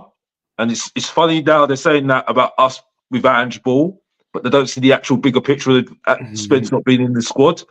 Like, if the fact that he's not in the squad gives him more time to rest. So it's like he's not going to get injured. He's not going to go to a foreign country, play games, and maybe get injured. So I'm like, which is a good thing. So I just, again, it's just like, where's the narrative? It's like the whole thing with Bergvall. I'm getting abuse on one video because I don't say the same things that other people are seeing about Bergvall, and I've been very consistent about Bergvall. And I'm like, what's the? But this is. I'm sorry. I'm saying the same thing as you, Savva. We get what we deserve as a fan base. I'm sorry. I can't. I don't think that's any bad thing to say because no one's giving me an argument. I think now because we're so bad this season, we need something to look positive at the moment. So let's put Jed Spence in the England squad to say, look at that, see we're progressing. You know what I mean? So at least there's something to show to rivals what we're doing at the moment. It's status quo right now. One game, and you see what's happening. You see the videos that are coming out right now. I'm sorry, it's embarrassing. You're right. But I'll keep it off what other people's. I'm very respect you, Savva, because I respect you very highly. Don't get used to it. You know, that's very nice for me saying this. I won't get used to it. That's a very nice thing, but I'm saying about you, by the way. But it's like, yeah, I'm sorry, it's embarrassing. You know what I mean? We it's just you can't just let it go. Let it just breathe right now and just take it for what you will. People call me League Gunner. I'm being League Gunner. I'm trying to be League Gunner right now. It's ridiculous. Out of question, though, quickly. What do you? I mean, my issue with Reece James. I just wouldn't even pick him for the squad because of his consistent injuries. That is the only reason. But what do you actually pick an international team on? Do you pick it on history or do you pick it on recent performance? That's a good question. I think it's dangerous. I've always had this opinion. When people talk about recent performances, I think it's difficult to just say someone's had 10 good games, get them an England team. Because for me, I think 10 good games doesn't show that you're a good player overall. I agree. I think it needs to be based on consistency. But more than that, Dan, do you know what I think it needs to be based on? It has to be, does the manager see anything for this player in the way they want to play moving forward? Right? And I know you're a big fan of how they want to play because let's be fair, we could be sitting here going, oh, Jed Spence is in form for Spurs in the kind of gung-ho system we have with him flying forward through the middle of the park. Tuchel is not that manager. Thomas Tuchel is not a manager that's going to go on, just invert. Don't worry about your left back, right back duties. Thomas Tuchel's going to look and go, right, who's the best for me defensively? Who's the best for my tactics? From that point of view, that's where I think where we judge who should be in an England squad or not can be a little bit futile because if the manager doesn't see any plan for them, you're not going to pick them just to appease fans. But then when he does things like Jordan Henderson, Ben K in the chat is right. He's not picking any midfielders with any industry. Henderson and Rice are the only ones with industry. They're the only ones in there that break up play. The only ones in there that, you know, don't do the driving forward thing that Palmer does, that Foden does, that Rodgers does, that, you know. So I think you make a very good point, Savva, because the thing is, I think people forget that Tuchel's only got a short window with these players, right? It's not like a manager that's playing in domestic football. It's like he's got to have players that can just hit the ground running straight away, or just get his philosophy or get his what he wants straight away, so they can replicate it on the football field. You know what I mean? And because they only have like a couple of training sessions or something like that, don't they? You know what I mean? After a Premier League match, don't they? You know what I mean? So it's, you know, it's not a lot of time to really get to know a player and coach them. You see what I'm saying? Because then they're going to go back to their clubs very, very quickly. So I think there is an argument for why Henderson's there and not Gallagher. I was a bit surprised about Gallagher because I think I've seen in recent performances he's played really well for Atletico Madrid. So and he's playing in the Champions League as well. So I'm a bit confused about that one. But other than that, that's my only input in England because I'm not interested in England. But back to you, Savva. That's it really. Yeah, no, it's interesting. I mean, look, some of it picks itself, right, guys? Like we know Declan Rice is starting. I don't know. Tell me if I think we can all agree Declan Rice is his number one centre mid, right? We can all agree that Harry Kane's going to start up front, right? We can all agree that we can all agree that I think it's going to be what's his face in goal, isn't it? Jordan Pickford in goal. The rest of the squad, though, is this a top squad that should be winning a World Cup? Is it as good as people make out? No, I think Alex, just to go back on your point, I get they don't have time. We're not. They're going to join up on Monday, and the first game's Friday. And with all due respect, it's Latvia and Albania, right? I don't see how these players need time or he needs time to gel. These players should be smashing these countries with all due respect off the park, you know. So no, look, I'm just saying, just giving another, just kind of giving a just another argument to it, really. No. Isn't it beyond that though, Nick? Alex is right though, isn't it beyond? We shouldn't be thinking about Latvia and who are we playing? Latvia and Albania. Latvia and Albania, yeah. Right.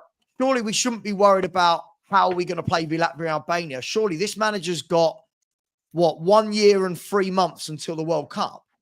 Surely now is about implementing, right, how are we going to play moving forward? But I don't know. Maybe that's why he's gone with who he knows.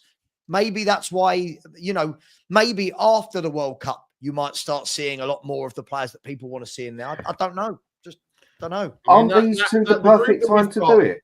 Albania, Andorra, Latvia and Serbia. I mean, surely... We're going to win whoever plays. I mean, you're going to win those games whoever plays, right? Surely, right? Surely, if you're building to hit the ground running for the World Cup, like Jordan Henderson doesn't go to the World Cup. If he goes to the World Cup, I won't be watching it. I'm sorry. That is just absolute nonsense. If some of these players that are in here now and they don't take players that have played on form, honestly, then I'd rather have had Southgate. We might as well just got to the final and lost because what are we doing? As Percy would say, what are we doing here? Jordan Henderson, you said though, 2026. How old is he going to be? 400 or something? I mean, I don't even know how old he is. With what you're saying, isn't he just looking for some midfield experience? I'm playing devil's advocate. 34 years old. He's going to be 36 by the time the World Cup comes along. But what experience? Conor Gallagher is not experienced. I'm just playing devil's advocate. I don't like it when you play devil's advocate, Savva. You need to be negative. You need to disagree. Yeah.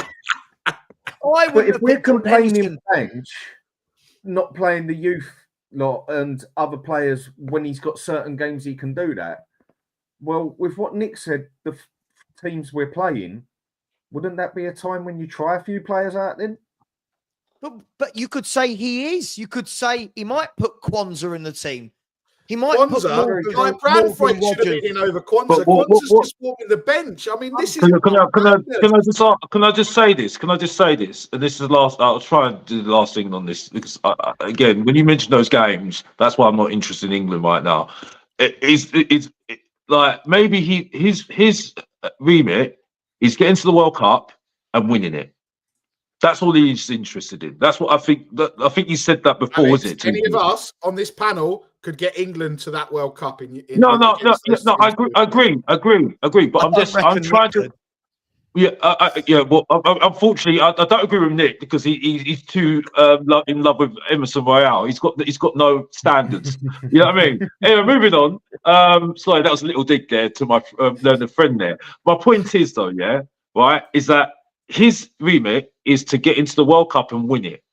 So he might just think right now, I need this players just to get the job done, and so we can just move it on straight away. That's it. Just devil's advocate. Just thinking about it really, because that's what Tuchel did say that when he came in his initial press conference saying, "I'm here to win." That's what my remit is here to win. By the way, Archie Gray has just been called up to the under 21 squad for anyone that cares. I'm just as goalkeeper. Huh? Yeah, he's in the defenders section. He's not. I'm just trying to see if there's anybody else. Waneri's in it. Just trying to see. The only Spurs player, is Archie Gray. I'm not sure who else I would be expecting, but Archie Gray is in the under 21 squad. Waneri at 17 must be the standout name in that list. Liam Delap's in there. Rico Lewis. Mikey Moore will probably be under 18s, right? I'm guessing so, and I think that shows you the level of Waneri's being developed versus Mikey Moore, right? It'd be funny if Archie Gray's in midfield for under 21s England. You watch Tottenham fans. You watch Limbo. You watch every Tottenham fan saying, "See, he plays in midfield. Look at him." Alex, honestly, technically, he got 15 minutes yesterday, right? Technically, he got like 15 minutes in the midfield yesterday. No, he Davies came on. Yes, he did. When Davies came on. They brought him on as defender, and then they swapped it round again and played about 5 so minutes. I'm saying technically he got like a 10 minutes. Oh gosh, Mikel, don't do this, because you know what's going to happen. People are going to start saying, "Oh, look at this." I've already seen it already. People say we've got agendas about Ange at the moment. Angeball. They say, after one game, right, even though we put facts on the table, we've already got people on podcasts saying, why have we still got an agenda against Ange after one game, which we should be winning, by the way? It's embarrassing. I don't know what you are talking about. I just said Archie Gray played 10 minutes in midfield. That's all. Do you know what they've actually said? So they've come out and said that the under 21 squad is stronger than the actual main senior squad. Here's a question for you. Just before we leave the show, here's a question for you all, and let's see whether people are Spurs centric or not. In the under 21 squad, Liam Delap is in that. Should Liam Delap be in the senior squad above Dominic Solanke on performances this season? Yes. I'm just again devil's advocate. I'm just asking a question. You could argue Adam Wharton as well in midfield should be in there over Jordan Henderson. Right. Now, Nick, Adam Wharton for me should be the one that is instead of Jordan Henderson. Yeah. Or Gibson. But can I just say something about Adam Wharton? Yeah, that's what I've seen. I saw him against us when he was playing for Crystal Palace away from home, right? He was good. He was good, yeah? But I don't see the same energy from Tottenham fans about him, but I see the energy about Bergvall. You see what I'm saying? This is where we're going with this. Good. He's actually done things. You've seen... Exactly. He's been much better than Bergvall. Exactly. But when you say something to Tottenham fans, they get emotional. Honestly, it's so hilarious. It's actually hilarious now. Look, listen, if they want to sit rip-free because they want to support somebody that they don't know about, but I see more from Wharton. Yes. So what? And people agree with me here. I agree on that one. You get what I'm saying? The difference with someone like Wharton has not got the sexy name, the blonde hair, and hasn't come from abroad, right? So Wharton's been bought from the Championship, playing for a team which, no disrespect because they're above us, but Spurs should be higher up. Palace, you might argue, shouldn't be. I'd love Wharton at Tottenham. I don't know about you guys. I think Wharton is the exact type of midfielder we need, who gives you a 7, 8 out of 10 every week, gets stuck in, good on the ball, can sit and drop into those kind of 6 positions. That's a really good player for me. I understand, by the way, when people are talking about Morgan Gibbs-White, I understand why he's not in the squad, because how many players in that number 10 position can you have? Like, if you actually look at it, different types of number 10, so to speak, but you've got kind of Morgan Rogers who can do that role from central, Foden, Palmer. I get why Gibbs-White and Maddison aren't in there, but I don't get why someone like Gallagher and Wharton have not made this squad. But hey, I'm not the I'm not the England manager. We're going to win regardless. And Spurs, I've got enough to worry about with Tottenham than worrying about England playing against Latvia. I'm not bored about England. I don't know. Guys, we are going to wrap up the show. What is it? 7 minutes to 1. I'll wrap up the show bang on 1 p.m. I've gone over the time I wanted to, but I'm going to wrap up in 7 minutes. Last thing I'll say is Frankfurt. We now know we've got Frankfurt, and we now know that the winner of the Frankfurt-Tottenham game will play the winners of Lazio versus Bodo Glimt. By the way, Bodo Glimt. Don't underestimate Bodo Glimt. Very good team. Very good manager. Very, very good team. Frankfurt, not the world beaters that some are making them out to be, but a very offensive team.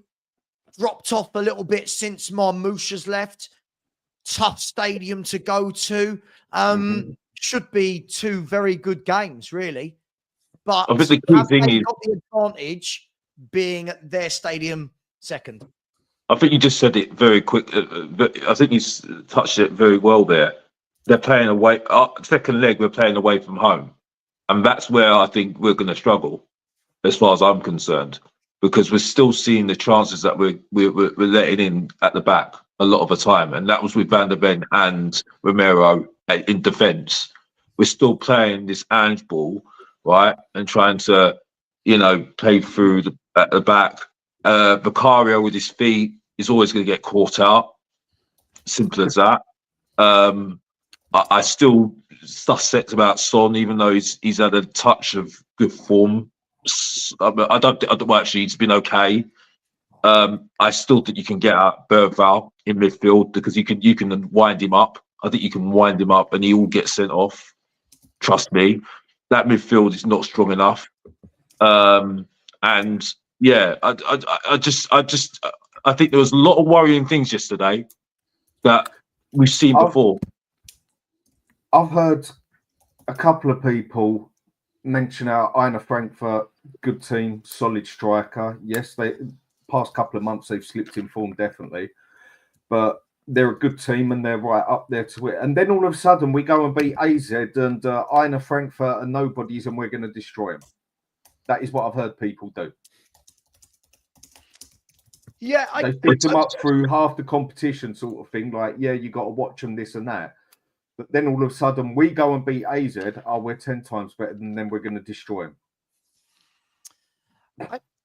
I mean, guys, I don't listen. I listen. There's a month until we play them, so we don't need to go too deep into it. There's a month. A lot can happen in a month. Players getting injured, players suspended, lack of form, all this kind of stuff. It's going to be a tough game because Frankfurt, for me, are going to be the best team we've played so far, and that's all it is down to me. So far, we've played 2 good teams, if we want to say Galatasaray and Roma, and didn't manage to beat either. But this is now the knockout stages. So we've got 2 opportunities against Frankfurt. Look, I don't want to go too deep into it. I shouldn't have probably asked that question, to be honest. But I do think it's funny now. I have watched a few shows in the last 24 hours where people are now sort of saying, oh, it's very level between the 2 clubs. And I'm looking and thinking, well, Frankfurt are top 4 in the German league. I think they're 4th, maybe. It's only over the past 2 months that they've dropped off. Yeah, basically they've dropped off a little bit. They've had a good run in the Europa League. They've had some really good results. We'll see. But I am going to end the show. Before we do, here we go. Mikhail, thoughts on your favourite player, Lewis Skelly? A little inside joke, I'm guessing. Yeah, Lewis Skelly, not a fan. No, I was trolling Angus yesterday in Tottenham away stream because Angus was, giving it a bigging, and I started going in at Lewis Skelly, calling him a waste man and all that stuff. And Angus got rattled, and we settled everything right. But yeah, Ditchix was watching yesterday. But yeah, no. On a serious note, I think he's a talented player, but has a bit of an attitude, which I always come with an approach that, a bit of self-confidence is great in a young player to show yourself around and all that stuff. But I think Lewis Skelly took it a bit too far. I'm not talking about the Haaland celebration, but he's like squaring up to players and and trying to start a fight basically, or like almost start a fight on the field. I really don't like that, right? So that's why I'm a bit like on the fence with Lewis Skelly, but yeah. This is the same criticism that was aimed at Jed Spence, by the way, just so we can put balance into this argument, by the way. Just saying.